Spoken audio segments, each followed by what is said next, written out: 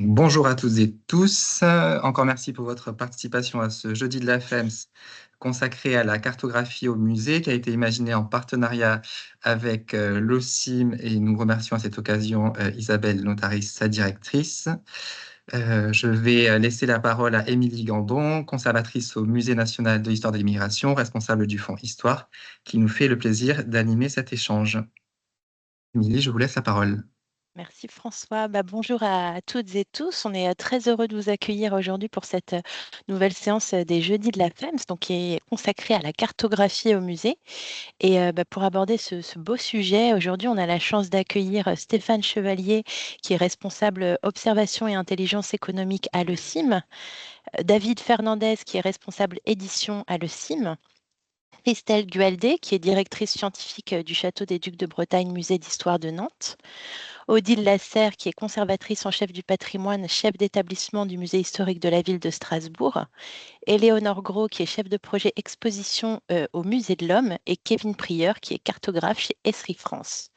Donc pour le déroulé de la séance, comme le disait François, donc on va laisser la parole à nos invités pour une petite quinzaine de minutes par intervention, ce qui nous laissera un temps pour les questions et les échanges en fin de séance. Donc comme le disait François, n'hésitez pas à les inscrire au fur et à mesure dans l'espace commentaire.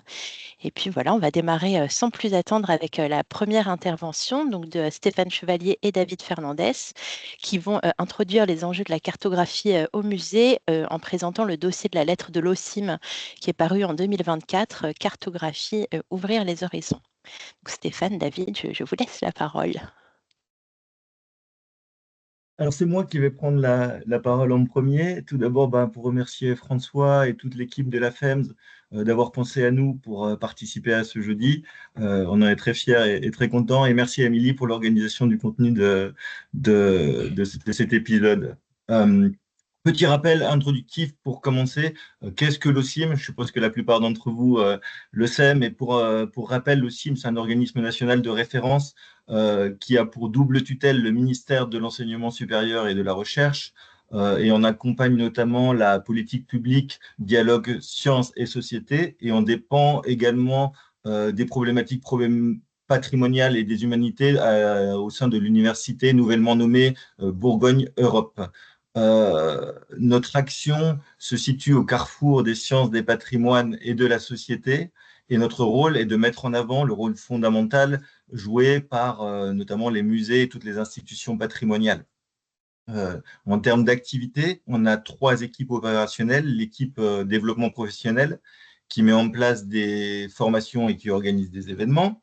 L'équipe observation et intelligence économique, dont j'ai la responsabilité, qui met en place des dispositifs pour aider à mieux comprendre les dynamiques au croisement des sciences, des patrimoines et de la société. Ces dispositifs, c'est des études, des enquêtes, de la veille et de la cartographie. J'aurai l'occasion d'y revenir un tout petit peu plus tard. Et une troisième équipe qui est dirigée par David, qui est l'équipe édition et qui publie notamment la célèbre revue La Lettre de l'OCIM, dont un numéro sur la cartographie. David, je te laisse la parole pour en parler. Merci. Merci et bonjour. Merci de votre accueil et de votre invitation. Donc, moi, je suis David Fernandez, rédacteur en chef de la lettre de l'OCIM. Et je suis ravi d'être aujourd'hui parmi vous pour vous présenter donc, ce numéro consacré à la cartographie qui est paru en juin dernier. Comme vous le savez sans doute, la revue a évolué et elle est depuis janvier 2015 entièrement thématique. Donc, le numéro sur la cartographie s'inscrit donc dans cette ancienne formule qui présentait, outre un dossier principal, tout un panaché d'articles. Aujourd'hui, on peut retrouver ce panaché d'articles sur notre média en ligne qui s'appelle Les Carnets de l'OCIM, qui est accessible aux abonnés à l'offre de l'OCIM ou par achat à l'unité, comme c'est d'usage dans de nombreux médias en ligne aujourd'hui. Mais revenons à ce numéro sur la cartographie. On l'a intitulé « Ouvrir les horizons ». Ouvrir les horizons, car en effet, la cartographie est un média au potentiel très large, notamment en contexte muséal et patrimonial. On peut l'adapter à toutes sortes de publics. Il peut aborder presque ou peut-être tous les sujets sous des formes très diverses, des plus traditionnelles aux plus originales, des plus scientifiques aux plus subjectives. Ainsi, les contributions de ce dossier explorent quelques-unes de ces nombreuses perspectives ouvertes donc, par la cartographie. Elle permet d'offrir par exemple des clés de compréhension des sociétés passées, grâce aux trésors patrimoniaux que représentent les cartes anciennes. L'article de Nicolas Chaetti, conservateur à la Bibliothèque de Genève, illustre bien les défis qui sont liés à la description et à la valorisation des fonds de cartes anciennes. Il y présente les collections des cartes de la Bibliothèque de Genève, et notamment le célèbre fonds iconographique de la revue La Nouvelle Géographie Universelle, édité au XIXe siècle, par Élisée Reclus et Charles Perron, qui sont des géographes renommés de leur temps que vous connaissez sans doute. Autre perspective, la représentation de manière claire et synthétique d'ensemble d'informations complexes, qui permet par exemple l'interrogation et l'analyse de jeux de données. Et à cet égard, Cartosim, le projet de l'OSIM en est un très bon exemple. Et à ce sujet, je vais laisser la parole à Stéphane pour vous présenter le projet. Une petite intervention, oui, effectivement, pour présenter ce projet Cartosim, qui n'est pas une cartographie au musée, mais une cartographie sur les musées, qui présente la particularité d'être un projet multimodal qui fait compléter une cartographie interactive en ligne et un livret de synthèse avec des contenus plus cartographiques statiques. Et j'explique dans cet article tous les enjeux liés à la cartographie qu'on va retrouver forcément aujourd'hui dans l'ensemble des interventions liées aux enjeux de la diffusion des connaissances via le média cartographique, de l'échelle à la sémiologie graphique, en passant par les logiques de catégorisation et de vecteurs de communication auprès des publics. Et donc, c'est ce que vous pouvez retrouver dans cet article. Voilà, c'est tout ce que je peux en dire. J'y reviendrai parce que ce n'est pas forcément le cœur de la présentation aujourd'hui, mais j'y reviendrai peut-être si vous avez des questions en fin d'intervention. David, je te laisse continuer. Merci Stéphane. Dans ce dossier sont aussi présentés les enjeux de la cartographie de l'écosystème des institutions culturelles. Dans cet article, Renaud Garcia Bardidia, de l'Université Bourgogne-Europe, et Pénélope Girard de l'OSIM montrent que pour une institution culturelle, la connaissance de son territoire et de ses acteurs est essentielle, ainsi que la manière dont elle interagit avec eux, et notamment avec les acteurs privés et les industries culturelles et créatives. Autre aspect, la cartographie peut être une médiatrice des idées et des messages. Elle est un outil au service de la connaissance des territoires, mais elle peut aussi se retrouver au centre d'enjeux idéologiques et de pouvoir. C'est ce que révèle l'article sur la cartographie à l'heure du numérique de Ghislaine Abbassi et Christophe Alcantara de l'Université Toulouse-Capitole, qui montre que la cartographie influence nos représentations du monde, qui montre que désormais investie par les technologies numériques, la cartographie est loin d'être neutre. Elle révèle par exemple des enjeux qui sont liés à la prévision des catastrophes naturelles, à la confidentialité, la transparence et la gouvernance des données. La cartographie possède aussi un grand potentiel de sensibilisation sur les défis sociétaux, scientifiques et environnementaux qui sont adressés à l'humanité, ainsi que sur l'information sur leur territoire, sur les territoires, comme l'illustre bien l'article qui ouvre le dossier, écrit par Alice Caron, géographe, cartographe, qui a travaillé pour le musée savoisien en tant que chef de projet cartographie du musée rénové. Cet article très intéressant montre comment un musée, donc ici le musée savoisien, peut mettre son territoire en récit. Le patrimoine culturel est de plus en plus valorisé par les territoires alpins, qui le considèrent comme un élément qui renforce l'attractivité touristique. Et l'autrice montre que dans un contexte de surfréquentation des sites et un contexte d'enjeux environnementaux, il est important de susciter l'intérêt des publics vis-à-vis de son territoire. Donc le musée peut être un lieu privilégié de cette médiation territoriale, et ici le musée savoisien en est un très bon exemple, particulièrement avec la pièce maîtresse de sa rénovation récente, la Grande Maquette. Mais la cartographie peut aussi révéler la subjectivité de l'humain. Elle offre la possibilité de représenter, à l'échelle d'une personne ou d'un groupe de personnes, leur perception du monde et leurs interactions avec l'altérité. Ainsi, dans un contexte social ou artistique, les cartes peuvent être utilisées pour inventer de nouvelles formes de restitution subjective du rapport à soi et du rapport au monde. C'est ce que montre l'article de l'artiste Catherine Jourdan et du chercheur Florent Lahache sur la géographie subjective. Ils font partie d'un collectif qui s'appelle Géographie subjective, qui a mené pendant plusieurs années un projet documentaire, cartographique. Le principe, c'est la création d'une carte d'un lieu par un groupe de personnes éphémères, qui peuvent être des habitants d'une ville ou des usagers d'une institution. C'est un travail de création à plusieurs, qui utilise les codes de représentation de la cartographie pour faire émerger une parole collective et parfois, souvent, poétique. Dans cet article est notamment présenté par Catherine Sparta, directrice de l'écomusée des Monts d'Arrée, l'expérience de création de la carte subjective qui a été intitulée « Les Monts d'Arrée vus par ceux qui y passent du temps ». Voilà, il y a de nombreux projets artistiques et muséographiques et de recherche qu'on aurait aimé explorer pour ce numéro. En fait, ce dossier ne montre qu'un échantillon de la largeur des horizons ouverts par la cartographie et aussi de la créativité des porteurs de projets. On a pris beaucoup de plaisir à travailler sur ce dossier et j'espère que vous en aurez aussi à la lecture de la lettre de l'OSIM, si vous pouvez mettre la main sur un exemplaire dans votre institution. Vous pouvez aussi, permettez-moi cette petite promotion, vous procurer l'exemplaire sur la nouvelle boutique de l'OSIM, sur le site internet de l'OSIM. Je profite aussi de cette prise de parole pour vous inviter à me solliciter si vous souhaitez partager, valoriser un projet ou une réflexion avec les lecteurs du média en ligne Les Carnets de l'OSIM, dont j'ai parlé un peu plus tôt. Vos plumes sont les bienvenues et je serai ravi de vous lire. Je vous remercie de votre attention.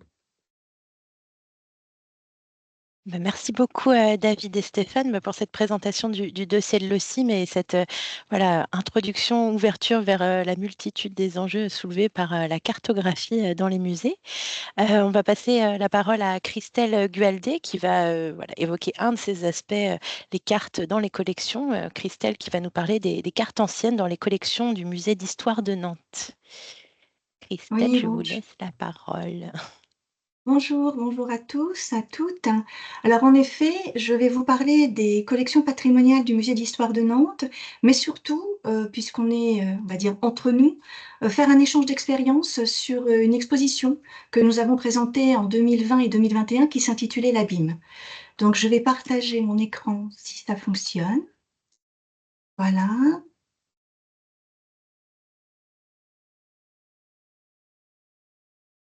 C'est parfait pour nous, Christelle. Bon, très bien. Donc, le principe des cartes dans au musée d'histoire de Nantes, qui était donc un musée d'histoire, c'est de permettre en fait d'inscrire le propos du musée dans une histoire évidemment nationale et mondiale. Donc, nos cartes ne sont pas extrêmement nombreuses, hein, on en a un tout petit peu moins de 500, 498 exactement. Et c'est pas forcément d'elles toutes que je vais vous parler, mais pour vous dire que j'imagine que dans vos collections réciproques, vous avez cette même diversité qui correspond généralement au temps de nos musées, hein, c'est-à-dire à l'intérêt que ceux qui en avaient la charge avant nous ont eu pour ce type d'objet. Les cartes de Nantes, en fait, elles sont pour les plus anciennes, elles datent du XVIe siècle et elles vont jusqu'au XXe siècle. Simplement, on voit des périodes très différentes de leur acquisition.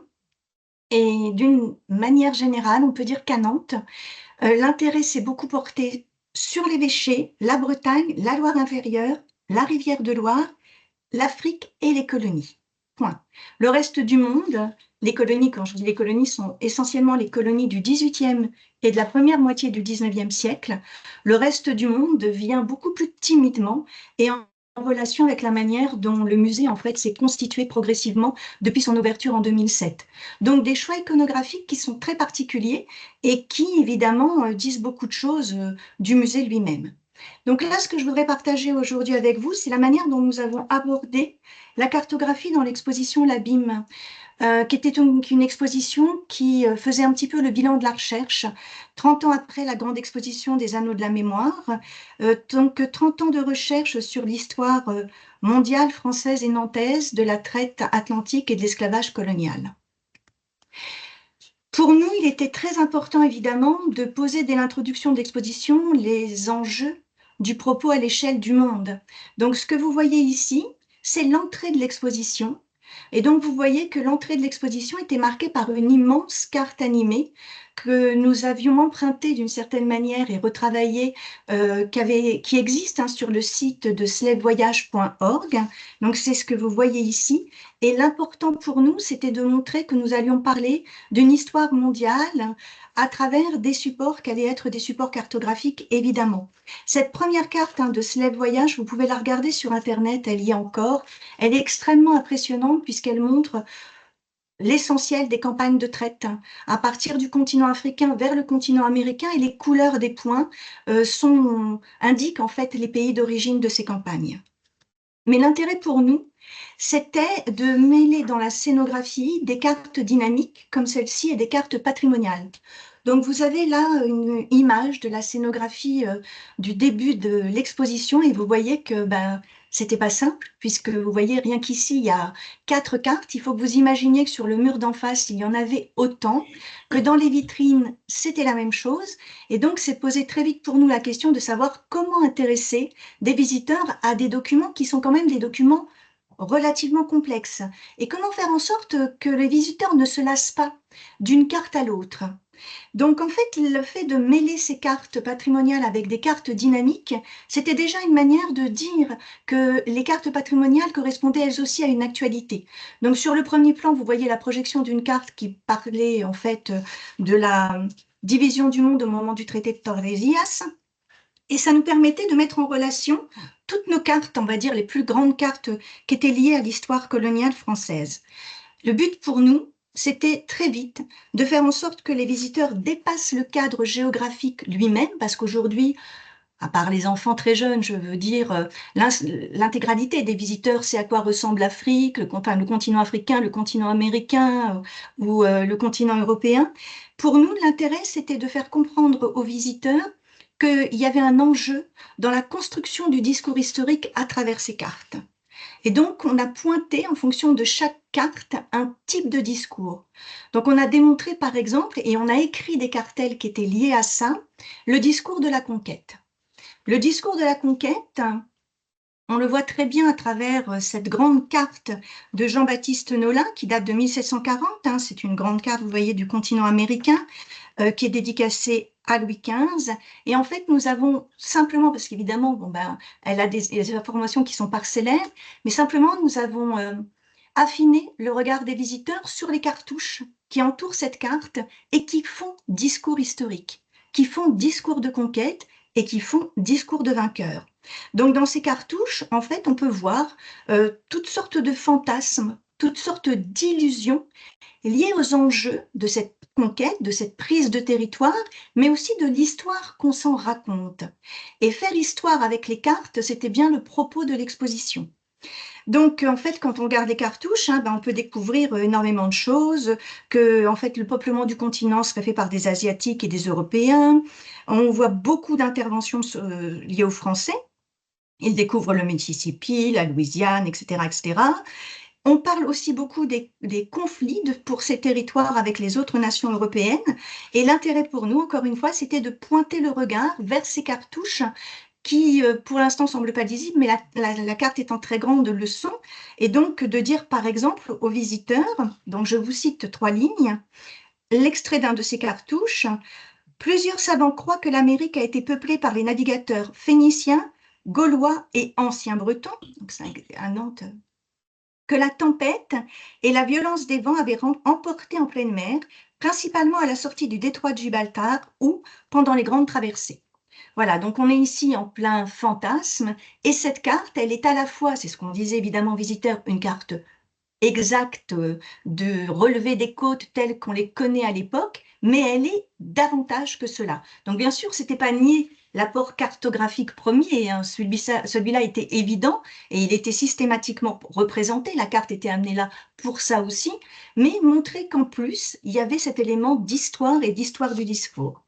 Alors c'est encore plus frappant un petit peu plus loin dans l'exposition, avec cette carte de la partie occidentale de l'Afrique où se trouve la barbarie, c'est son titre, une carte de Nicolas Defer qui date de 1709. Et là, cette carte qui est elle aussi très bavarde, le but pour nous, c'était au-delà de la dimension cartographique, encore une fois, où elle est extrêmement intéressante parce qu'on voit notamment le long de la côte africaine les comptoirs d'échange entre les Européens et les Africains, donc ça, c'est en ça qu'elle nous interpelle, mais c'est aussi une carte où on peut lire la progression des Portugais, d'Henri le Navigateur, la manière dont ils ont passé le Cap Borador, le Cap Blanc. Comme au XVe siècle, Lisbonne est la capitale européenne la plus riche, il est inconcevable 2 siècles plus tard pour ce cartographe Nicolas de Fer de ne pas la faire apparaître. C'est pour ça qu'on a un tout petit bout de la péninsule ibérique, donc pointer aussi le regard sur ça. Et puis, expliquer que cette carte, eh bien, avec ces îles qui sont beaucoup plus grandes qu'elles ne devraient l'être, hein, les îles qui longent la côte ouest, là, on est vraiment déjà dans la représentation des îles qui vont servir au rafraîchissement des campagnes de traite en direction des côtes africaines. Donc, on parlait tout à l'heure de subjectivité des cartes, on parlait de discours de conquête. Là encore, je n'hésite pas à vous lire quelques exemples, puisqu'encore une fois, ces cartes sont très bavardes. Vous allez voir la tonalité, et ça a fasciné les visiteurs, pour être honnête. Les îles du Cap-Vert, découvertes en 1455 par Louis de Cadamosta, vénitien pour le roi du Portugal. Le sel qu'il y a en abondance, ainsi que les chèvres, dépôt desquelles on fait le beau marocain, sont la principale richesse de ces îles. On est devant des documents qui disent beaucoup de l'esprit de conquête, de l'esprit de découverte, de l'esprit aussi de captation des richesses de ces territoires. On nous y parle des îles Canaries, par exemple, subjuguées l'an 1405 par un gentilhomme français nommé Béthencourt. On nous dit qu'elles sont aujourd'hui au roi d'Espagne. C'est de ces îles que viennent les serins. Voilà. Et c'est vins qui en portent le nom. Donc toute cette dimension, en fait, du discours de la conquête, du discours aussi, on parlait tout à l'heure d'altérité portée sur ces autres territoires, c'était quelque chose d'extrêmement important pour les visiteurs à découvrir d'une certaine manière. Et ce que nous voulions, c'est que les visiteurs s'arrêtent devant ces objets et ne passent pas simplement devant en se disant « j'ai reconnu, c'est un morceau du continent africain ». Les faire s'arrêter, c'était vraiment les interpeller, comme je vous le disais, dans ces cartels, sur ces éléments. Et on a vu des visiteurs qui passaient du coup du temps réel à lire les cartes en question et à lire tout ce dont je viens de vous parler. J'avance pour pas passer trop de temps. L'intérêt aussi pour nous dans l'exposition, c'était de mieux comprendre certains éléments du passé à travers la cartographie elle-même et montrer aux visiteurs que cette cartographie, elle portait pour nous aujourd'hui, historiens, des éléments de connaissance extrêmement fondamentaux. Vous avez dans cette vitrine une carte qui est tout à droite, qui est la carte du royaume du Congo. Cette carte du royaume du Congo est un livre de Nicolas Sanson et elle date de la deuxième moitié du XVIIe siècle. Mais ce qui est intéressant, et ça c'est intéressant pour nous historiens aujourd'hui, donc pour le public aussi, c'est de voir que tout à coup on a une connaissance de ce territoire, je vous le montre, extrêmement précise.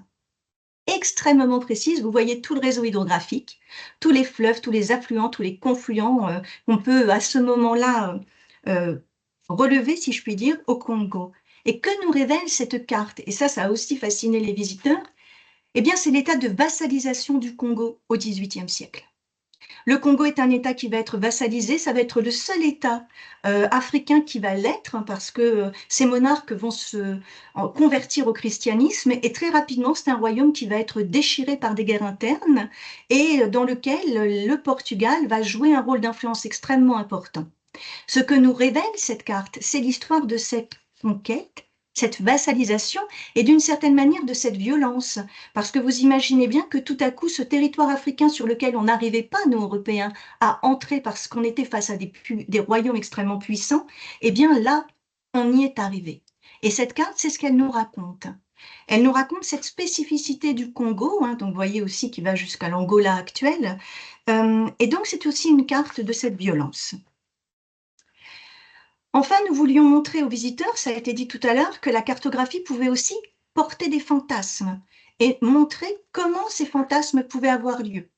Alors, vous avez ici une petite image de la scénographie de la Bible pour rappeler qu'on était dans une exposition temporaire. Et nous parlions dans cette exposition temporaire beaucoup de cette carte qui s'intitule Negritarum Regio et qui est une carte de Johann Blaeu qui date de la première moitié du XVIIe siècle. Cette carte est extrêmement intéressante pour deux choses.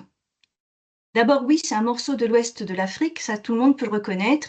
On avait appris aux visiteurs à comprendre que tout ce qui était marqué le long de la côte était des comptoirs, donc cela avait été une étape déjà franchie. Et ce que nous venions dire aujourd'hui aux visiteurs, c'était pourquoi cette carte avait ce cadrage. Pourquoi on s'intéresse à ce moment-là, précisément à cet endroit-là de l'Afrique? Pas uniquement parce que la traite atlantique européenne et américaine a déjà commencé, mais tout simplement parce qu'en fait, cette carte, elle montre un petit triangle entre la côte d'Ivoire actuelle, le royaume du Congo, hein, et l'Angola. Ce petit triangle, c'est le premier triangle de la traite. C'est l'époque où les Portugais ont été des armateurs négriers pour le royaume d'Akan, qui est aujourd'hui situé du côté de la côte d'Elmina, hein, donc dans la partie on va dire, de la Côte d'Ivoire, si vous voulez, Côte d'Ivoire, Togo, Bénin, etc.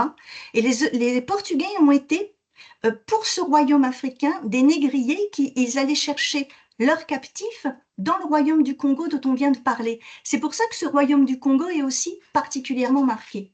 Donc expliquer que la cartographie que nous avions, elle racontait une histoire complètement méconnue d'une autre forme de traite humaine, c'était un élément extrêmement intéressant.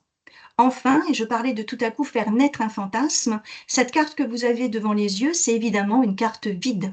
Vous vous en apercevez? C'est une carte à l'intérieur de laquelle le continent africain est présenté comme s'il n'y avait absolument rien. Pas de population, pas de ville, pas de civilisation, pas de route, pas de royaume, pas de richesse.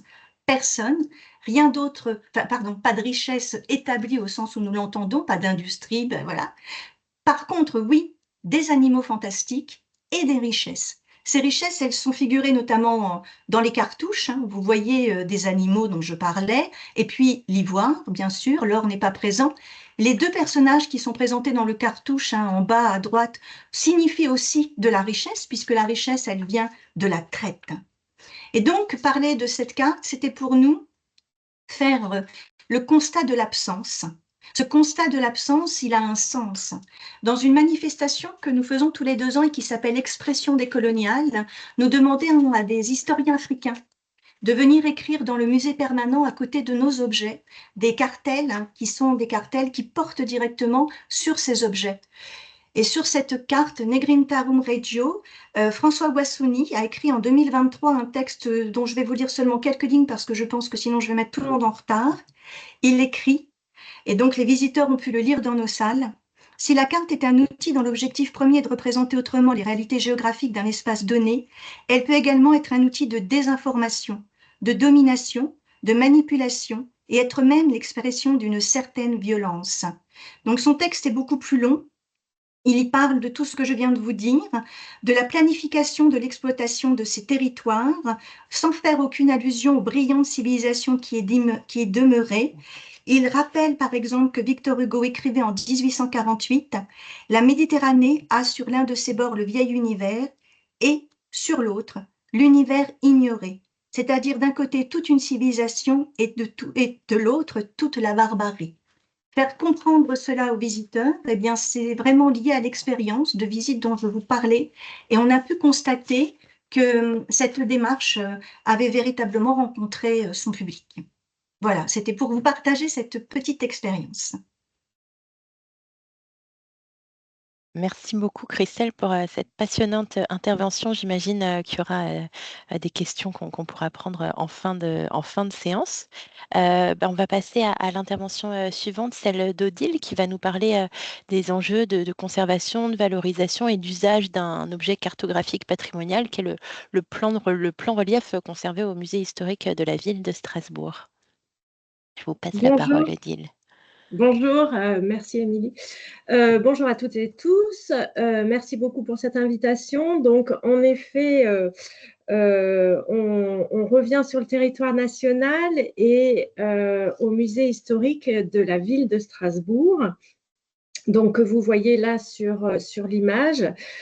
Et vous voyez également une vue de cet objet exceptionnel, unique au monde, le plan relief de Strasbourg de 1727. Suivante, à Strasbourg comme à Nantes, nous avons dans les très riches collections du musée historique de la ville de Strasbourg, une collection de cartes plans bien sûr. Également, les archives municipales de la ville conservent une grande collection de cartes et de plans. Et peut-être avant d'évoquer le plan relief, je vais vous montrer 2-3 images de la scénographie du musée pour vous montrer quels sont les usages de la cartographie, alors sous la forme de médiation ou sous la forme de collection accessible dans les salles du parcours permanent du musée historique. Peut-être un petit rappel, le musée historique de la ville de Strasbourg, c'est un musée qui présente l'histoire de la ville du XIIIe siècle au XXe siècle, une ville qui a été bien sûr au cœur d'enjeux historiques, politiques, qui était d'abord ville du Saint-Empire romain germanique, puis ville rattachée au Royaume de France en 1681, puis, comme vous le savez, une ville au cœur des conflits mondiaux du XIXe siècle et du XXe siècle. Donc, la notion de frontière de territoire est bien sûr essentielle dans la compréhension du parcours et de l'histoire de la ville. Et là, je vous présente d'une part, vous voyez cette grande simèse qui en fait structure une partie du parcours. La ville au XVIe siècle, on a la très grande chance. Le premier plan de la ville, c'est le plan Morand. C'est une collection exceptionnelle. C'est la première représentation topographique de Strasbourg qui est dessinée depuis la plateforme de la cathédrale. Donc, ce plan Morand est représenté sur la simèse. Alors, il n'est pas conservé en France, il est conservé à Nuremberg, mais nous avons aux archives de la ville une copie de 1900 de ce plan Morand. Et donc, dans la scénographie, nous l'utilisons, c'est un plan de 1548. Nous l'utilisons ici pour montrer les emplacements d'une quinzaine d'ateliers d'imprimeurs strasbourgeois et pour comprendre cette ville du XVIe siècle. Voilà. Donc, ça, c'est une forme d'usage de la cartographie en termes de médiation. Et l'autre image, c'est que nous avons dans la scénographie des tiroirs pour justement présenter des œuvres d'art graphique. Le public apprécie beaucoup de tirer ces tiroirs et de découvrir les documents. Et évidemment, dans ces tiroirs, il y a des cartes et des plans qui permettent de comprendre l'évolution de la ville. Suivante. L'autre usage de la cartographie, comme vous le voyez sur la simèse, là, c'est évidemment une cartographie pour évoquer le territoire ou la place de Strasbourg au cours de l'histoire. Et là, on est dans Strasbourg et les guerres napoléoniennes, et donc la place de Strasbourg au début du XIXe siècle, au cœur de l'Europe. Suivante. Alors voilà, on en vient à la présentation de cet objet de collection qui est un objet exceptionnel, qui n'est pas une carte, hein, qui est plus qu'une carte, qui est une maquette en 3 dimensions de la ville de Strasbourg en 1727. Alors, déjà, objet exceptionnel, aux dimensions exceptionnelles, c'est un objet qui fait 11,90 m par 6 mètres, qui représente 72 mètres carrés, et donc qui, dans le parcours, est dans une salle, occupe une salle entière du musée historique de la ville. Et donc, on est là au premier étage, sur l'aile est du musée. C'est la salle du plan relief. Et l'objet est dans une vitrine climatisée, dans une salle climatisée. Alors cet objet, c'est un plan relief réalisé par les ingénieurs militaires à la demande de Louis XV. En fait, depuis Louis XIV, il y a constitution d'une collection, enfin d'une collection de plans reliefs des villes frontières et des villes importantes pour le Royaume de France.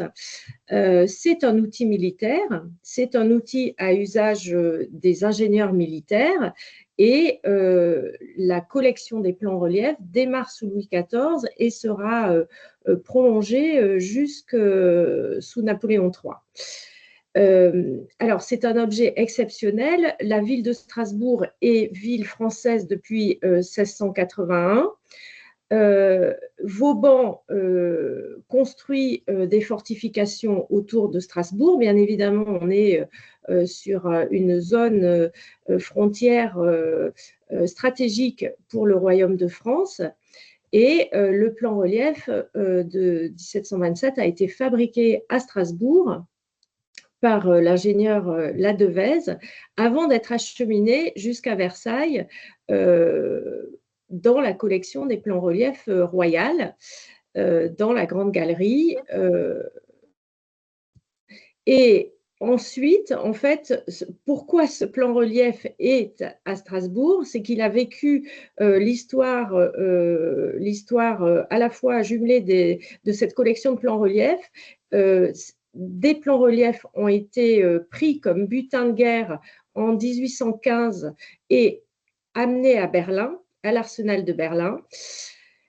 Et histoire de la ville de Strasbourg, Guillaume II, l'empereur du Reichsland, puisque Strasbourg devient et la capitale du nouveau Reichsland en 1871, Guillaume II offre à sa ville de Strasbourg en 1902 le plan relief de 1727 qui vient alors à Strasbourg et qui est conservé depuis 1903 dans les collections des musées.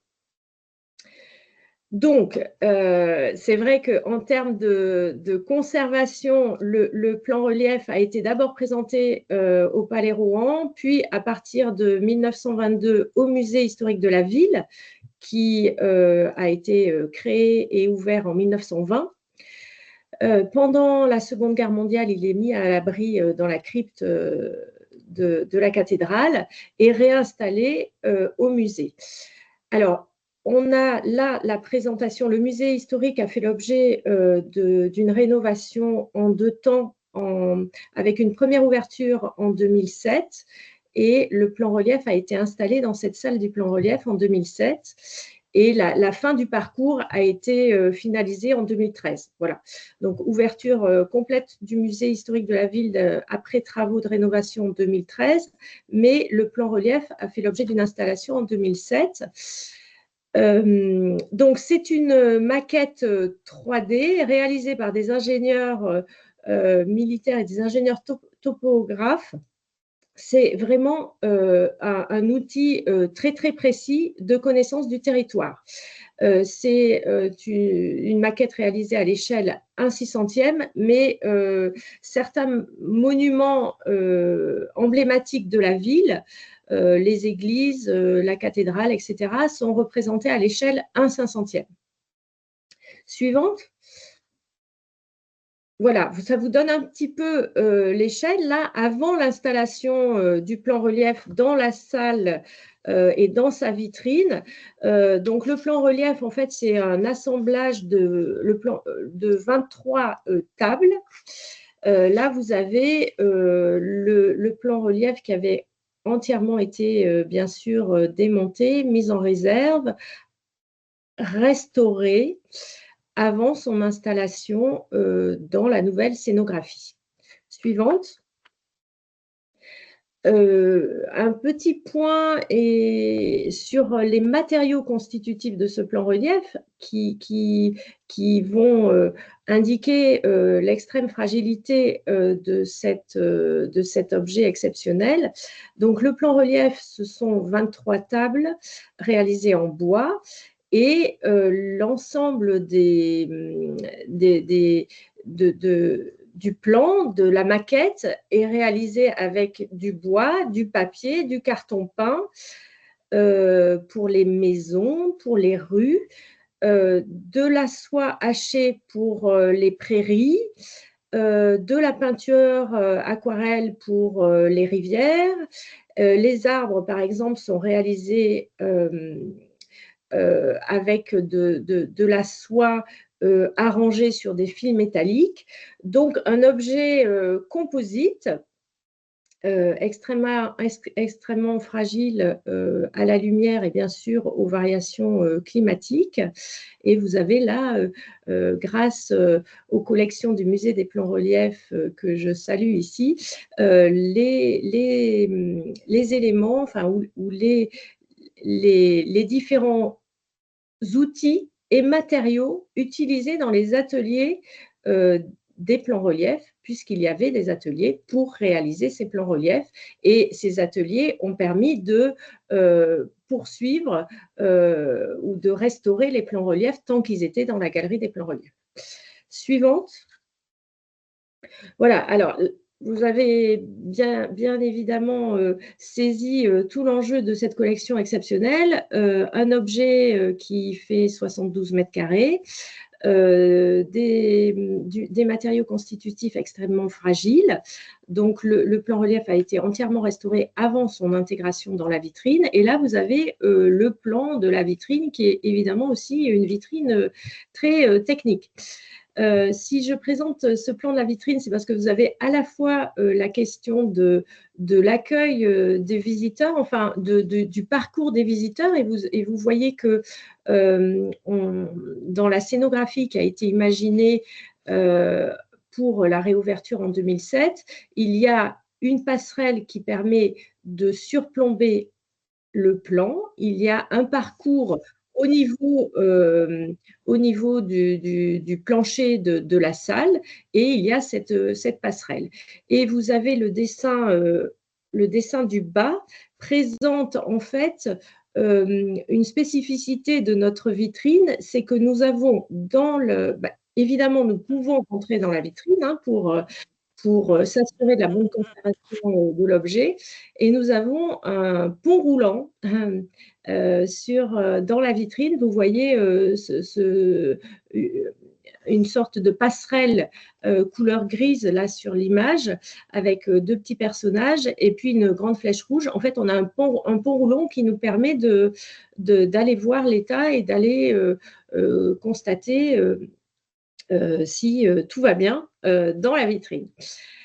Si j'évoque le sujet aujourd'hui, c'est que depuis 2007, évidemment, donc le musée est climatisé, la vitrine est climatisée, mais depuis 2007, nous contrôlons vraiment l'état de conservation de cet espace, et nous avons lancé là tout récemment une étude avec Stéphane Charbit, un spécialiste en gestion de projets de conservation préventive, pour faire le point sur notre état de conservation du plan relief, mais également sur en fait un état des lieux de notre installation, de la vitrine, de son aspect hermétique, de la climatisation dans la salle, etc. Donc, en ce moment, on travaille justement pour essayer de voir quelles sont des améliorations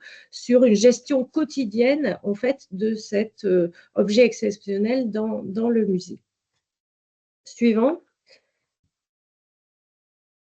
Alors, voici une autre vue de la salle.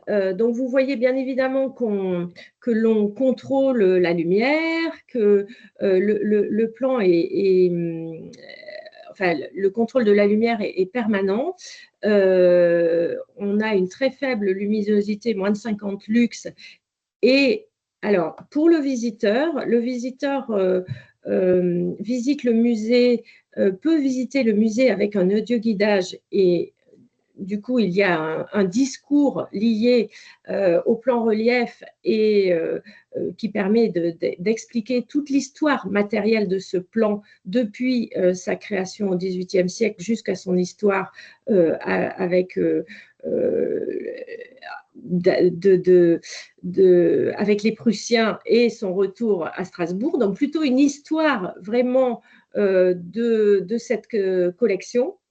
Et puis, vous voyez, devant la vitrine, nous avons installé des bornes qui permettent d'avoir un dispositif pour rentrer dans le détail du plan relief, parce qu'évidemment, le public, quand il est dans cette salle, il est bien sûr ébahi par cet objet exceptionnel, mais il recherche bien sûr des repères géographiques et s'il est strasbourgeois, il se demande toujours où il habite par rapport à ce plan relief. Suivante.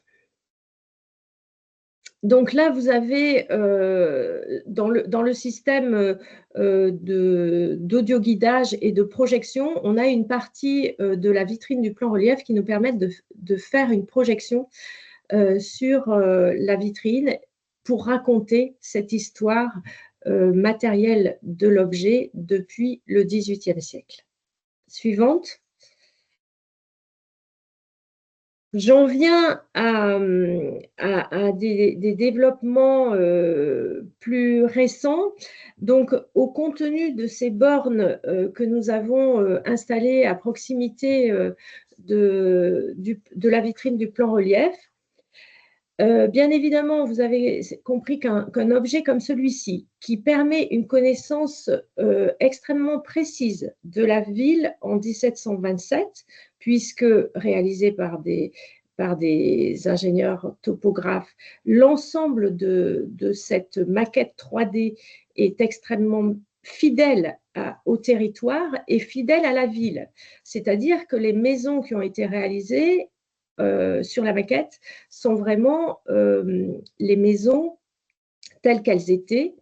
Et si on compte les fenêtres, les ouvertures, etc., on a une connaissance de la ville de 1727, ce qui est un outil essentiel pour les architectes, pour les archéologues et pour tous les amateurs de la ville. Donc, à proximité du plan relief, nous avons mis ces bornes et nous avons engagé un travail, ce qui est essentiel, avec le service géomatique et connaissance du territoire de la ville de Strasbourg. Donc là, on rejoint la question du plan relief et de la cartographie. Vous voyez que la première image de cette borne, c'est une superposition finalement du plan relief et de la ville d'aujourd'hui.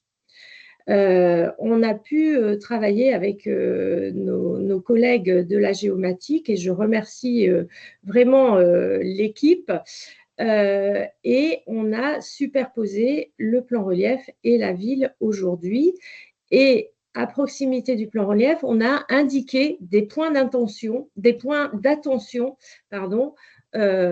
la ville. Suivante. Donc, quand on rentre dans la borne, on a un système comme ça pour découvrir Strasbourg, ville fortifiée, l'enceinte médiévale, la ville royale sous Louis XIV. Là, évidemment, les évolutions de la ville au XVIIIe siècle, puisqu'on est en 1727 dans le plan relief, et un aspect sur la géographie de Strasbourg, avec le réseau fluvial et les espaces verts au XVIIIe siècle. Suivante.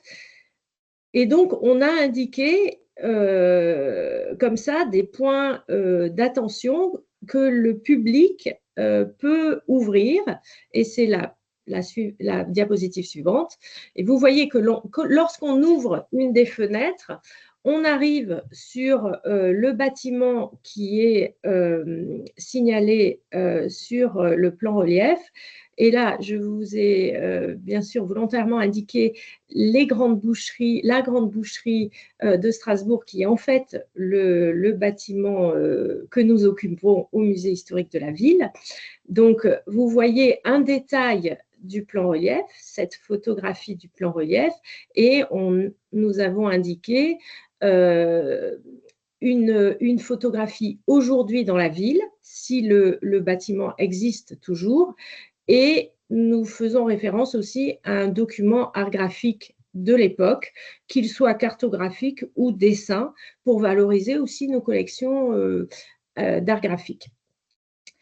Cela me permet de vous indiquer que le plan relief, en fait, a fait l'objet, avant son intégration dans sa vitrine, d'une très grande campagne de prise de vue photographique, avec un partenariat avec le service inventaire et patrimoine de la région Grand Est, puisque entre 2006 et 2009, il y a eu plus de 2072 phototypes numériques couleurs qui ont été réalisés de ce plan relief, la moitié par la région Grand Est et l'autre moitié par le photographe de la ville.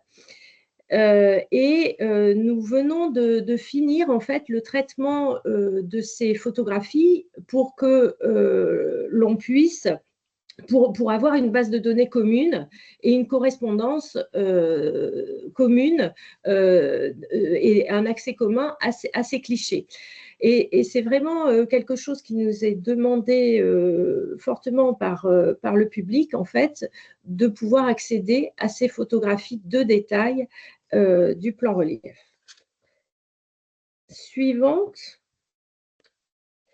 Dans ce dispositif numérique, avec ce travail que nous avons engagé avec le service géomatique et connaissance du territoire, nous avons pu intégrer dans le dispositif numérique justement une ligne, en quelque sorte une ligne du temps à travers la cartographie sur le territoire couvert par le plan relief. Donc vous voyez là, j'ai simplement affiché la carte 1866, mais nous pouvons réaliser évidemment une chronologie beaucoup plus longue de la cartographie de Strasbourg sur le périmètre couvert par le plan relief à travers les collections des cartes et plans conservés à Strasbourg.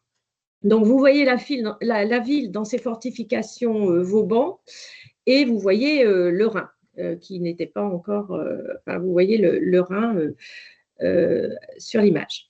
Suivante.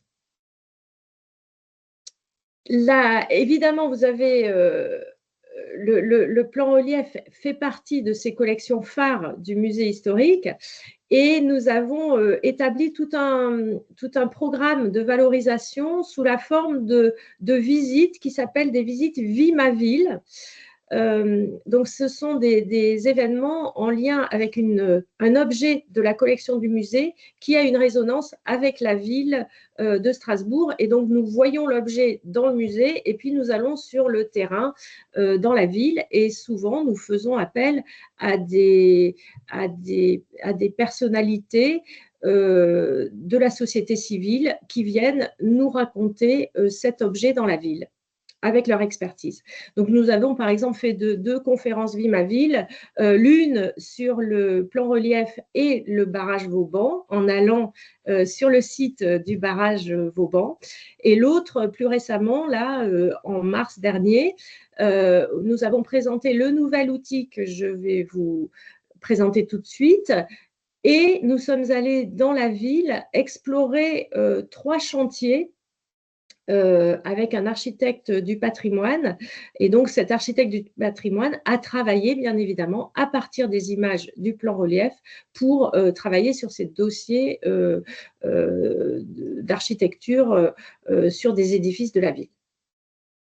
Suivante. Et donc, notre partenariat avec le service géomatique et connaissance du patrimoine a conduit en fait à l'aboutissement d'un outil assez exceptionnel et que vous pouvez avoir sur votre écran en tapant l'adresse sig.strasbourg.eu, Audacité.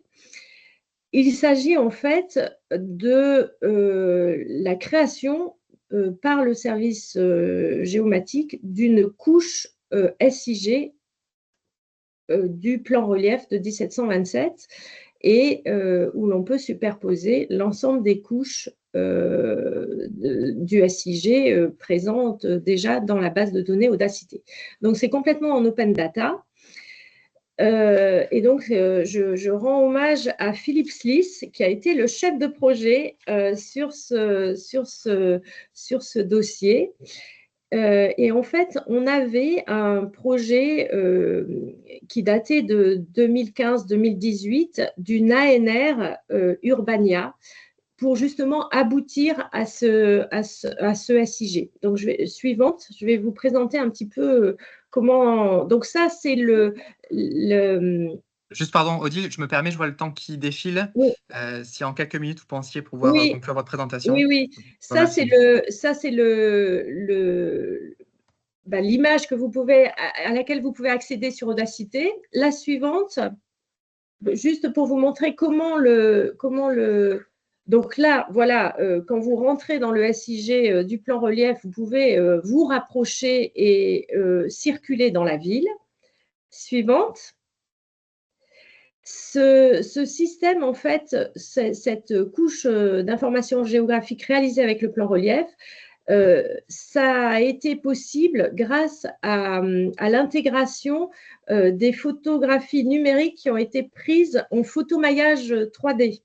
Et vous voyez là la passerelle avec les indications de prise de vue du plan relief qui donc est une autre campagne de prise de vue que celle dont je vous ai parlé. Suivante.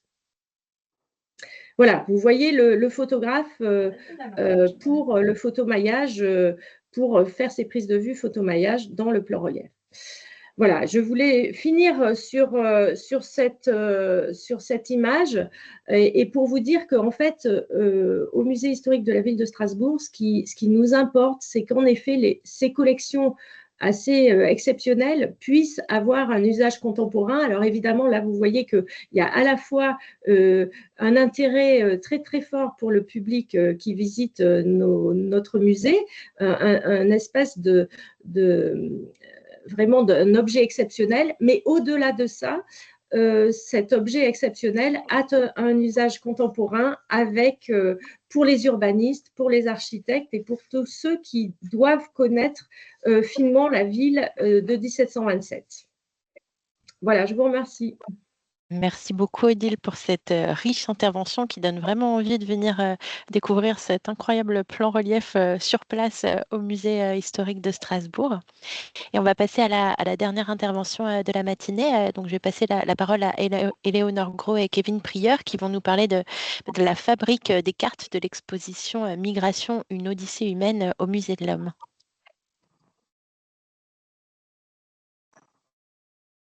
Voilà, Éléonore, Kevin, la parole est à vous. Bonjour à toutes et à tous, et surtout merci à la FEMS pour cette invitation. Donc, je suis Éléonore Gros, chef de projet exposition au Musée de l'Homme, qui est un des 12 sites du Muséum national d'histoire naturelle. Et c'est avec plaisir que je fais cette intervention avec Kevin Prieur, qui est cartographe à Esri France. Bonjour.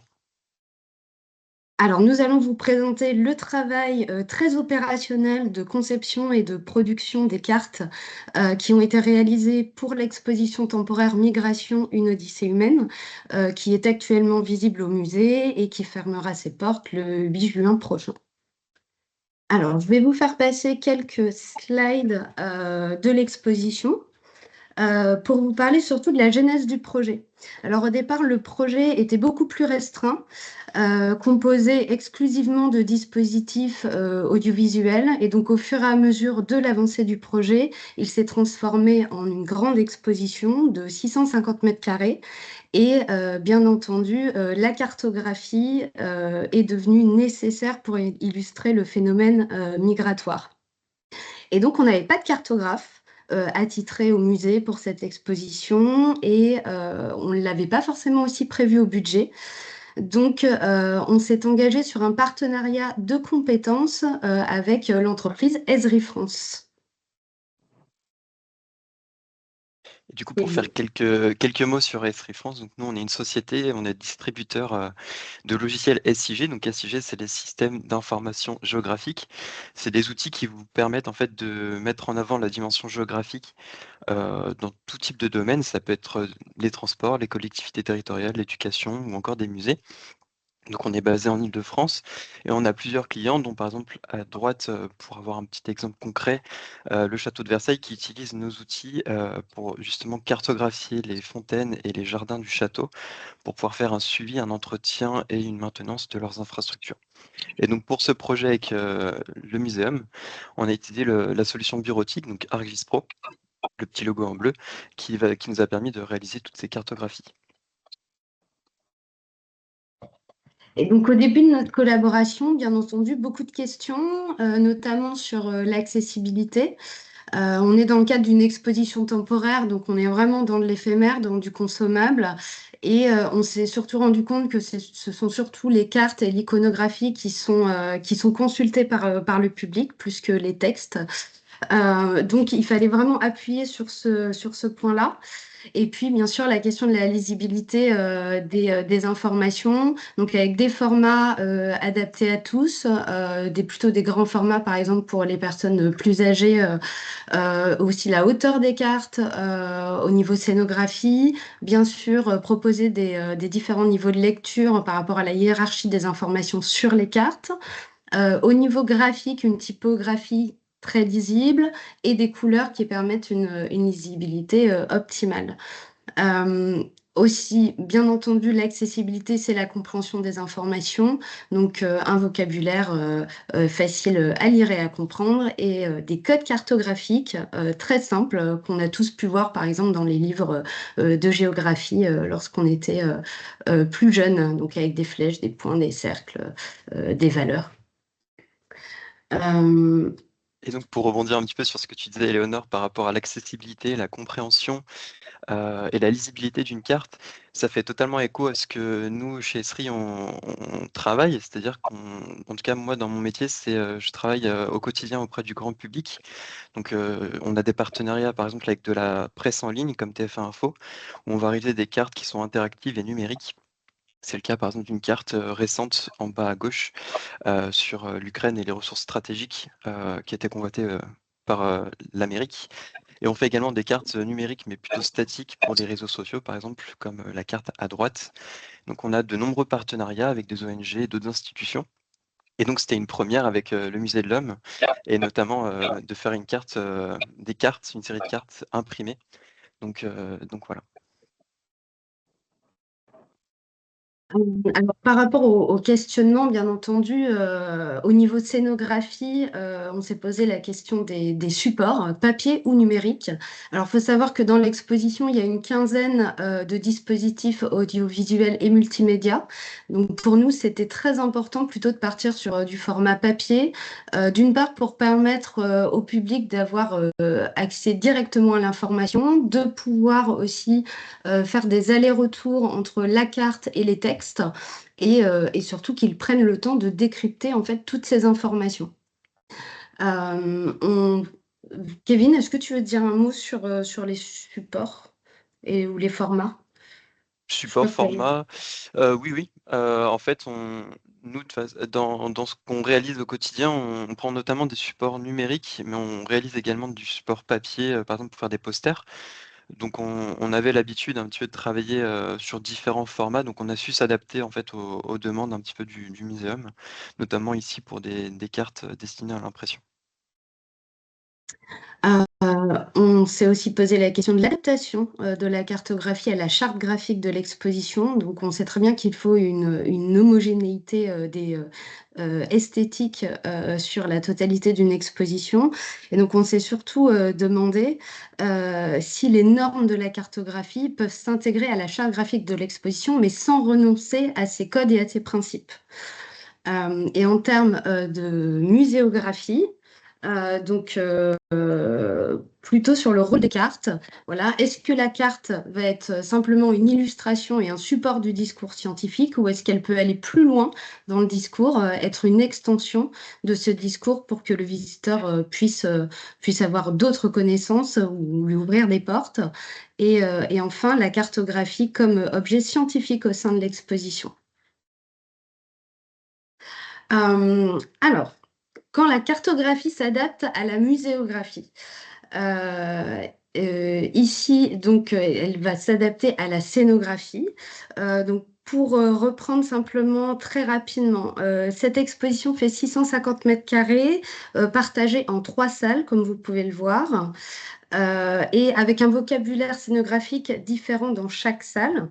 Donc, par exemple, dans la première salle, on va être sur des murs construits avec des boîtes de transport. Qui vont d'ailleurs repartir dans le système pour transporter des betteraves après l'exposition. Et donc ici, le scénographe a prévu en fait l'inclusion de vitrines à l'intérieur de ces boîtes. Et donc ici, on peut voir que le format des cartographies en fait va s'adapter complètement au format des vitrines. Donc ici, on les a apposées en fait en fond de vitrine. Donc très simple. Mais par exemple, dans cette grande vitrine, celle-ci, je crois qu'elle fait plus de 2,50 m de large. Ici, il fallait composer en fait avec les objets, les objets d'archives papier et de reproduction. Donc la carte vraiment s'est adaptée à la composition des éléments, à la composition de la vitrine, sans pour autant qu'elle ne soit pas visible, bien sûr, par les visiteurs. Alors après, on passe en salle 2. Alors là, on change complètement de vocabulaire scénographique, puisqu'on est sur des structures en bois modulaires. Et donc ici, voilà, une facilité pour les cartes d'être introduites dans ces structures modulaires.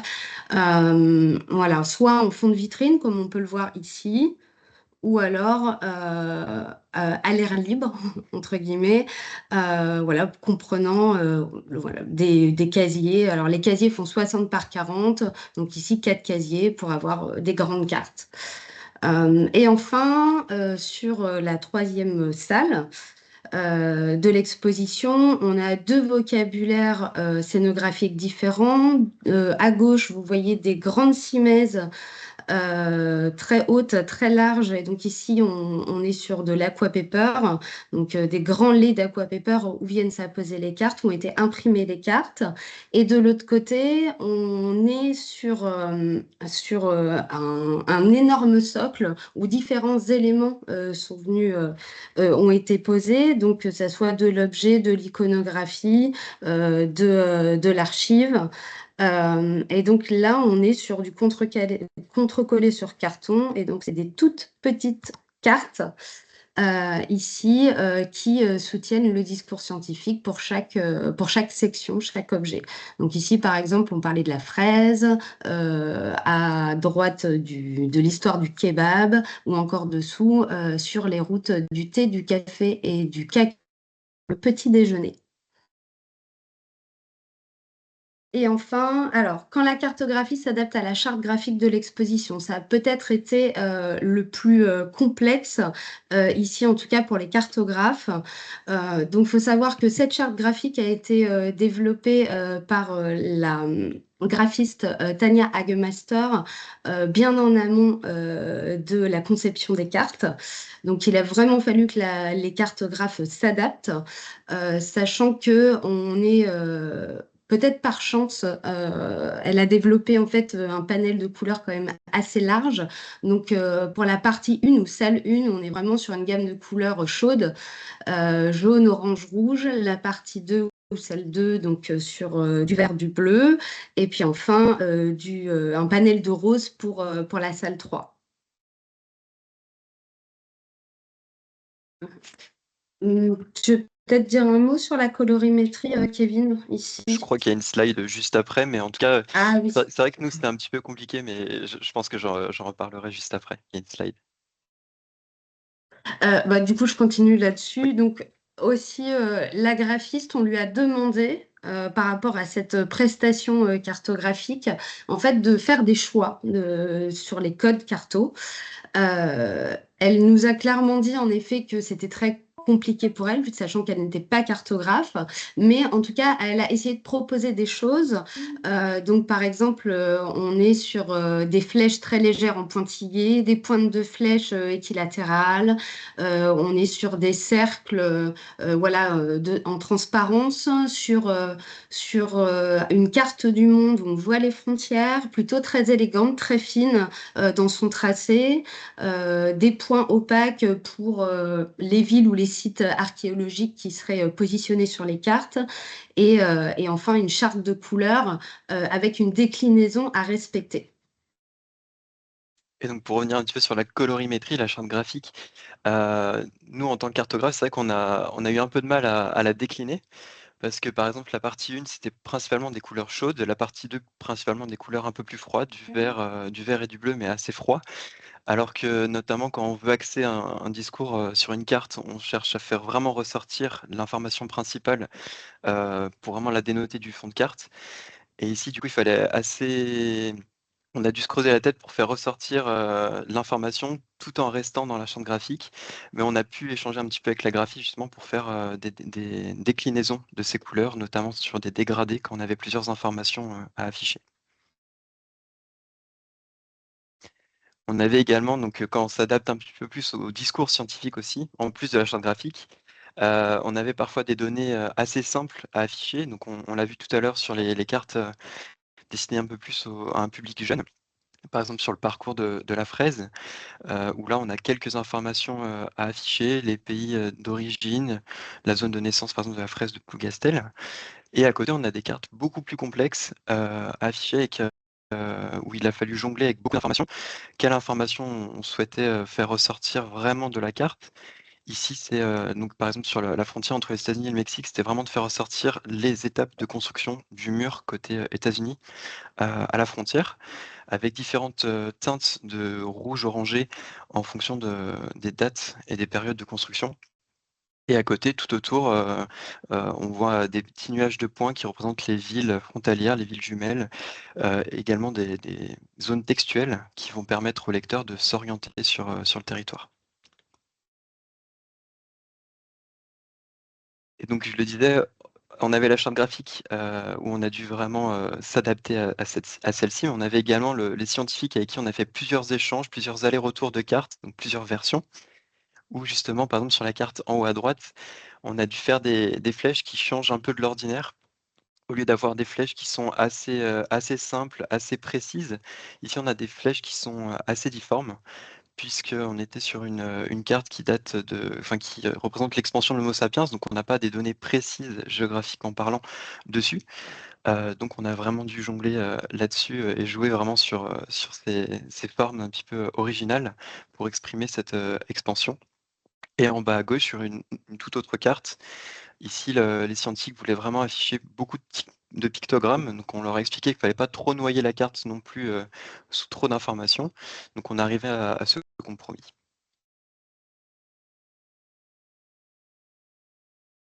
Et d'un autre côté, on a réussi, nous aussi, en tant que cartographe, à poser un petit peu notre regard et notre patte, si je puis dire, de cartographe dans la muséographie. Une des premières choses qu'on a vues avec les personnes du muséum, c'était le choix de la projection.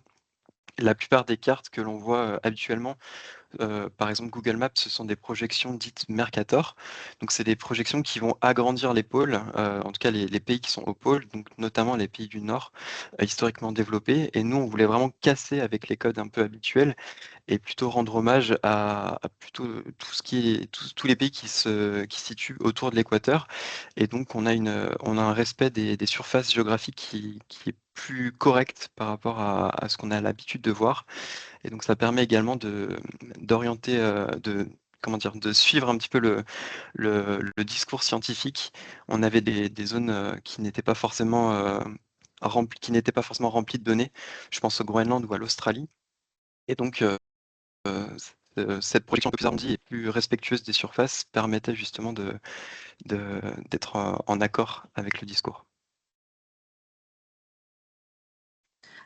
Alors, on s'est un petit peu... ça a été un peu compliqué au niveau de la méthodologie de travail, et notamment la récolte des données. On a appris en fait vraiment sur le terrain avec les cartographes comment on récoltait des données pour faire des cartes. Parce qu'au départ, on a trouvé des cartes toutes faites, soit envoyées par les scientifiques, soit dans des livres, soit sur Internet. Et donc, on a envoyé ces cartes aux cartographes pour les reproduire. En fait, on s'est rendu compte qu'on n'était pas du tout dans de la reproduction presque à la main au final de cartes, mais bien dans de la traduction de données, de listes référencées, classifiées et à traduire. Donc, on n'est vraiment pas voilà, dans ce principe de reproduction. Kevin, si tu veux bien expliquer comment ça se passe. On a l'exemple à droite où, en fait, la plupart des cartes que nous ont envoyé le muséum, c'était des cartes qu'ils avaient trouvées dans des livres, qui étaient des cartes également qui avaient été produites par des scientifiques plusieurs années auparavant, ou bien encore des cartes trouvées directement en ligne. Mais le problème, c'est que, par exemple, sur cette carte à droite, à la base, on avait juste une image avec des milliers de points, et on ne pouvait pas s'amuser, nous, à reproduire ces points manuellement, un par un. Ça aurait pris beaucoup trop de temps. Et donc, pour ce genre de carte où on avait beaucoup trop d'informations géographiques, trop de données, là, on avait vraiment besoin d'avoir des données précises. Et donc, on est souvent passé par des données de type tabulaire, Excel, avec des coordonnées géographiques. On a également d'autres formats qu'on pouvait intégrer, mais c'est surtout celui-ci sur lequel on est parti. Et après plusieurs discours entre le muséum et les scientifiques, on a réussi à avoir du coup justement cette carte avec ces données beaucoup plus précises et un gain de temps vraiment important. On avait également, par exemple, justement une carte en bas de la slide, qui est la carte que le muséum nous a envoyée, qui était l'inspiration en tout cas pour faire une carte sur la provenance des réfugiés et des apatrides de l'OFPRA depuis 1952. Et en fait, cette carte, en étant formation cartographe, on nous apprend que ce genre de carte est fausse, puisqu'en fait, on parle d'un nombre de réfugiés. Et ici, on est sur des aplats de couleurs sur la carte du bas, alors qu'on devrait plutôt être sur des cercles proportionnels, puisqu'on parle vraiment d'un chiffre absolu. Les aplats de couleurs, pour la petite anecdote, c'est plutôt des pourcentages, c'est plutôt des rapports en tout cas. Donc voilà, donc pour un chiffre comme le nombre de réfugiés, on a appuyé auprès du muséum pour vraiment reproduire cette carte, mais avec des cercles proportionnels. Et enfin, le respect de la donnée. Donc, bien sûr, nos recherches nous ont souvent conduit donc, vers des cartes qui ont déjà été réalisées, ou soit transmises par les scientifiques avec lesquels on travaillait. Et donc, il a fallu à chaque fois en fait, demander l'autorisation à ces personnes-là pour reprendre la carte et aussi pour l'actualiser. Et parfois, l'autorisation allait même plus loin, puisqu'on avait des cartes qui étaient complexes dans la méthodologie pour la réaliser. Et donc parfois, on demandait même aux auteurs de ces cartes de nous partager, s'ils le voulaient bien, leur méthodologie pour qu'on puisse reproduire cette carte avec les données actualisées. C'est le cas par exemple de cette carte à droite qui avait été réalisée par Philippe Rivière il y a quelques années auparavant, et que cette personne nous a transféré son GitHub. Donc le GitHub, pour faire très simple, c'est un site internet qui permet aux auteurs de partager leurs codes. C'est principalement des codes pour qu'on puisse, nous, ensuite, publiquement les récupérer et donc nous inspirer de ces codes, les réutiliser pour apposer des données plus actualisées. On s'est aussi posé la cartographie comme objet scientifique de l'exposition. Donc, il y a une section en fait dans l'exposition qui s'appelle Regard sur les cartes. Et donc, qui dit que selon les codes cartographiques utilisés, que ce soit les couleurs, les cercles, le type de flèches utilisées, les textes aussi, le message délivré au lecteur, bien sûr, ne sera pas le même. Je ne sais pas si vous pouvez voir à droite, en fait, l'installation qui a été faite avec différents cadres et différentes cartes de différentes époques. Et donc ici, par exemple, je vous propose de lire la carte Frontex.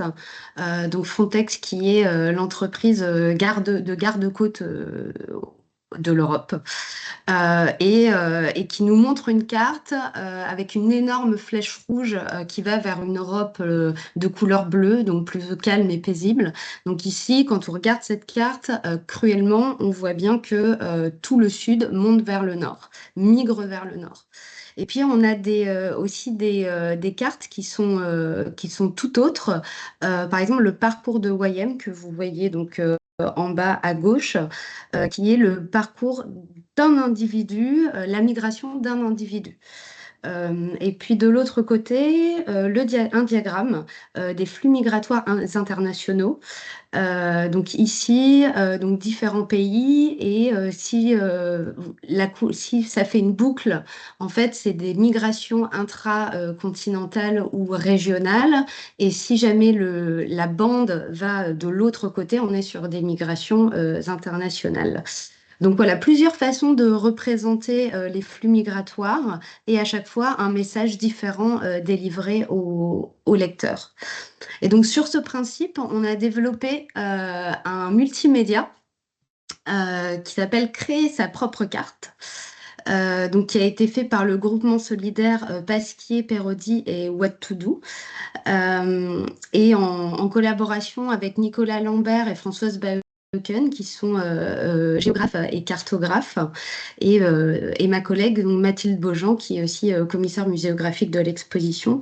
Donc dans ce multimédia, on va créer sa propre carte et donc on va avoir différents codes cartographiques à insérer. Donc ici, en fait, c'est le nombre de réfugiés syriens qui sont arrivés en Europe. On a pris en fait cet exemple-là. Et donc, suivant la valeur, si jamais on met le nombre de personnes accueillies dans un pays en valeur absolue, en proportion de population, si on prend des petits cercles, des grands cercles, si on utilise des couleurs calmes ou des couleurs agressives, comme le rouge et le noir qui prônent plutôt l'interdiction et le danger. Si on met un texte pas forcément très sympa qui s'appelle Déferlement de clandestins sur l'Europe ou au contraire Bienvenue aux réfugiés, en fait cette carte va pas nous donner du tout le même discours.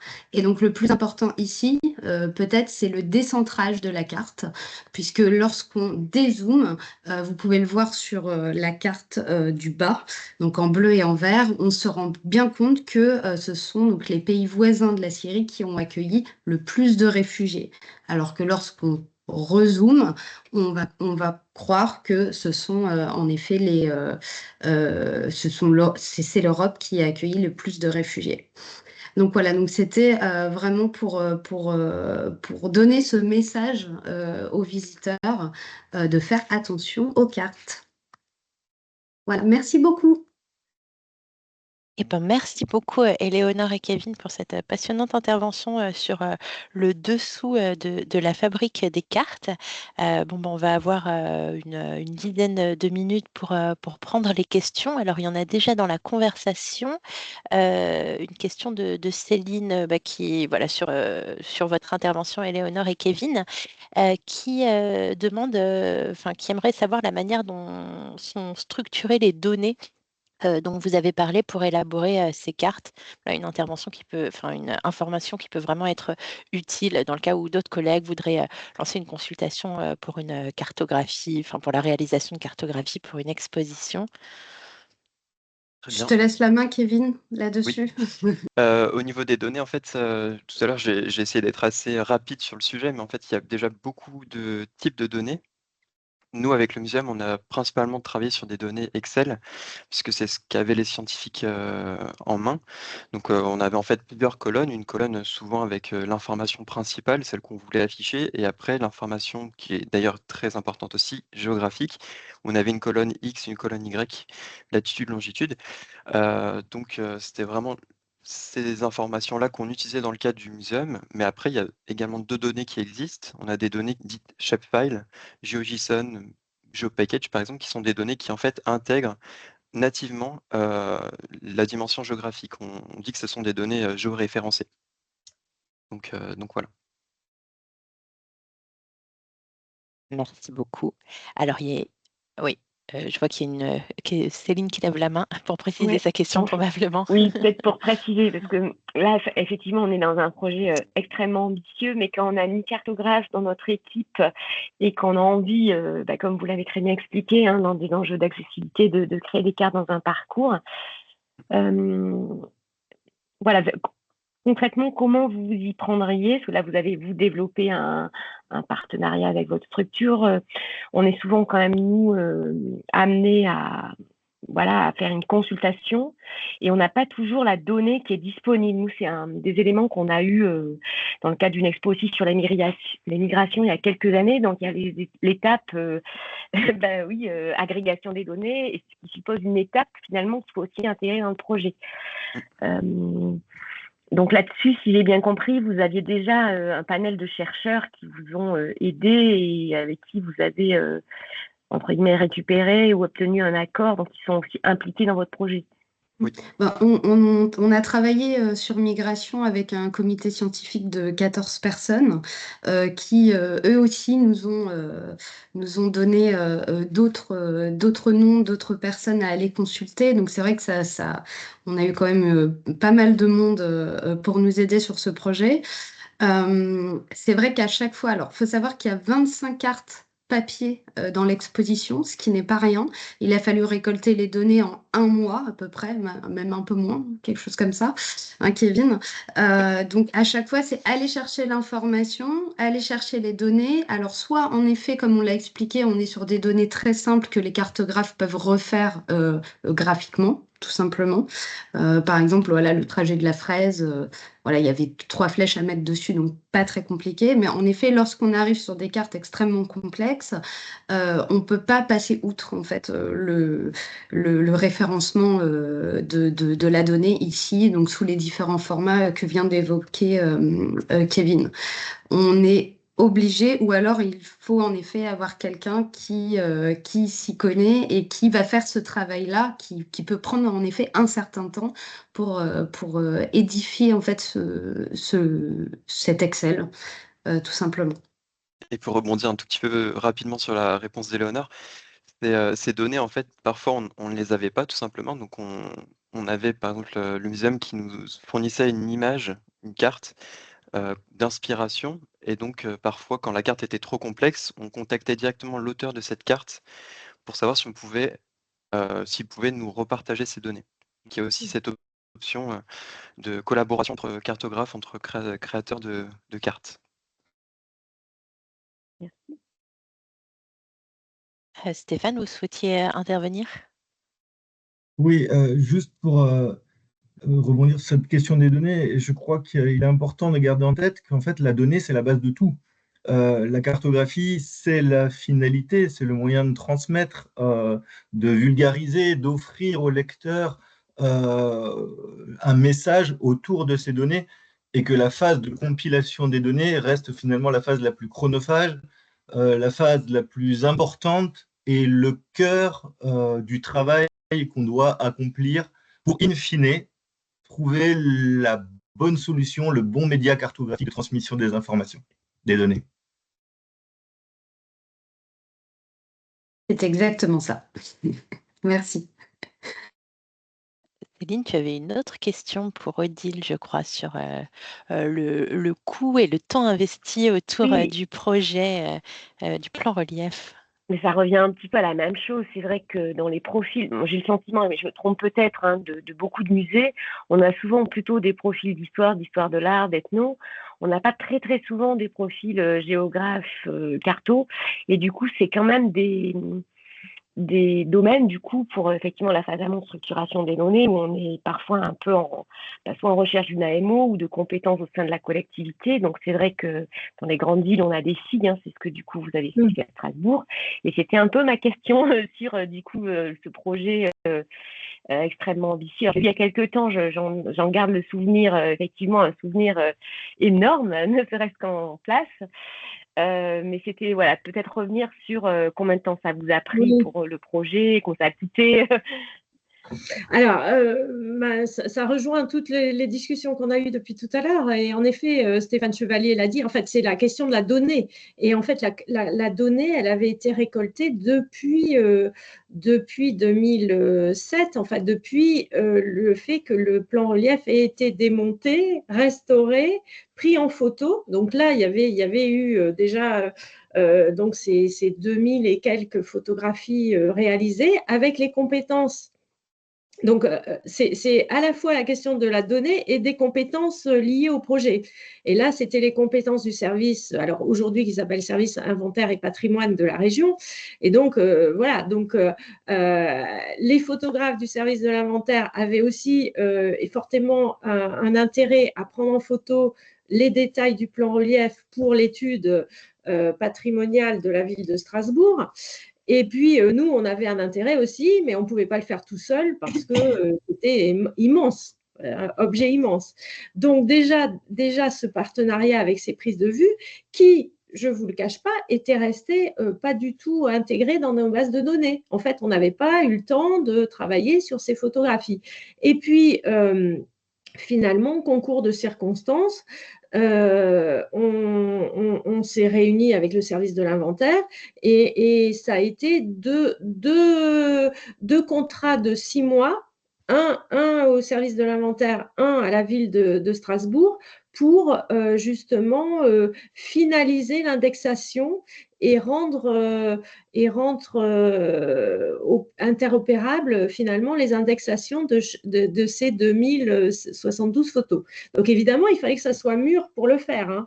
Donc vous voyez, ça a été fait en 2023, enfin je crois que c'était 2023. Et ça a simplifié énormément le travail des documentalistes, iconographes qui répondent aux questions sur les photos du plan relief. Parallèlement, comme vous l'avez vu, on voulait renouveler le petit dispositif numérique autour du plan relief, et là, ça a été une presta extérieure avec un prestataire qui nous a réalisé l'ergonomie et le dispositif numérique, mais la donnée, elle était déjà là. Donc, c'était assez simple finalement. Hein. C'était assez simple. Là aussi, c'était un tableau Excel. Pouvoir compiler le dispositif numérique, il est sur environ 40 lieux sur la ville. Donc, ce n'est pas non plus énorme. On avait déjà la donnée. Voilà. Et puis, l'autre sujet SIG, alors, il y avait eu une ANR en 2015-2018 qui n'avait pas abouti. En fait, qui n'avait pas abouti. C'était ce projet-là de SIG à partir du plan relief. Ça n'avait pas abouti, mais malgré tout, il y avait eu cette campagne de prise de vue photogrammétrique, enfin, vous avez vu, là, très technique, avec cette entreprise Ineos. Et finalement, le service SIG de la ville s'est emparé du dossier. Et ça c'est fait. Donc, mais la question est essentielle. Il faudrait qu'on mette en effet les temps RH consacrés et les coûts, mais c'est aussi la question des compétences qui se sont agglomérées au projet avec des intérêts au-delà de l'intérêt patrimonial de la collection. Voilà. Et je dirais même plus loin, en fait, il existe un deuxième plan relief de Strasbourg qui est conservé dans les collections du Musée des plans reliefs à Paris, le plan relief du 19e siècle, un plan relief de 1830 modifié jusqu'en 1863, et on engage un partenariat avec le Musée des plans reliefs, et j'ai vu que Isabelle Varmoès, la directrice du Musée des plans reliefs, nous suit aujourd'hui. Donc voilà. Voilà, mais c'est vrai qu'à objet exceptionnel, et finalement, c'est 20 ans de travail, de récolte de données, etc. Voilà. Mais je retiens il faudra qu'on précise vraiment plus les budgets associés. Merci. Merci beaucoup, Odile. Est-ce qu'il y a peut-être une toute dernière question ?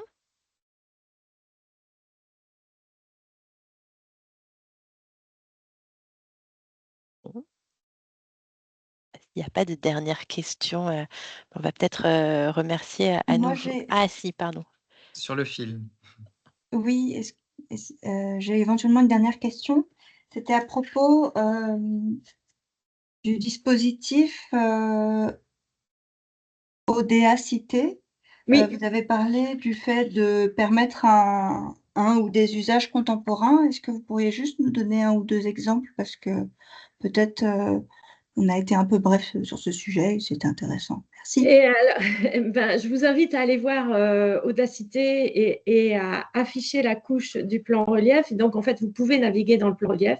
Les usages contemporains, c'est en effet pour les urbanistes, pour les architectes du patrimoine, pour les archéologues. Voilà, en fait, on a le chef de projet SIG, Philippe VI, a présenté Audacité au musée. Et il y avait dans l'assistance des architectes du patrimoine, des archéologues qui vont se saisir de cet outil.